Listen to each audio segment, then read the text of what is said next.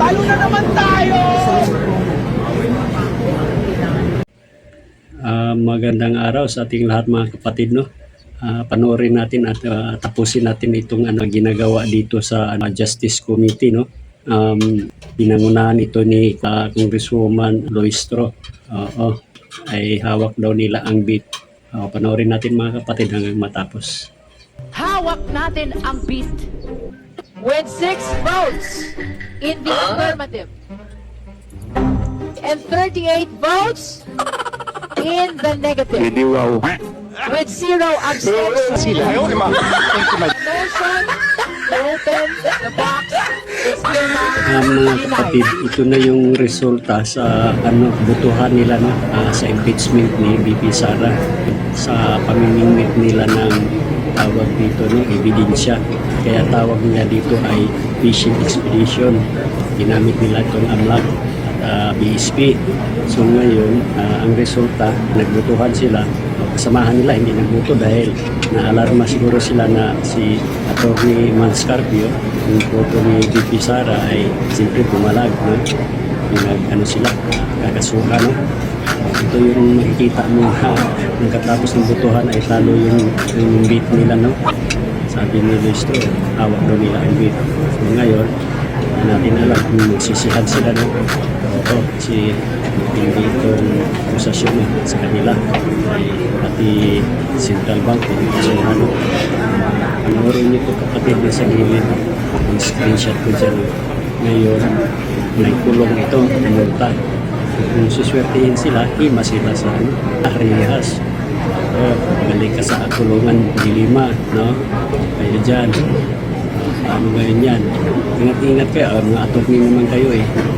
Akala nyo siguro, ganun-ganun na lang. So, hindi yung bubo yung si VP Sara, hindi bubo, hindi nyo napasakay, pati sa quadcom, hindi nyo napasakay, no? Matalino yun, hindi bubo yun, sasakay na lang sa inyo, no? So, kung gusto nyo, ano naman ulit nyo sa sa Senado, may executive session doon nyo, hindi nyo pakita sa taong bayan, no? Confidential yan eh, iladlad mo, pwede yun. Kung mahina-hina ka, sumagot ka, yari ka. So ngayon, since na mga matalino yan sila, mga attorney yan na matalino, may mga attorney na bubo eh.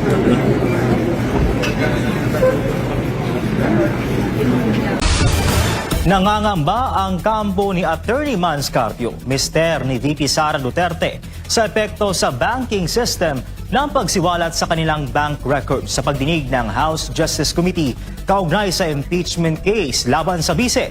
Alamin kung bakit sa report na ito ni MJ Mondeja. Siguro inakala nila na hindi kami magreklamo, diba? Kasi tahimik naman na tao si Atty. Mans, diba?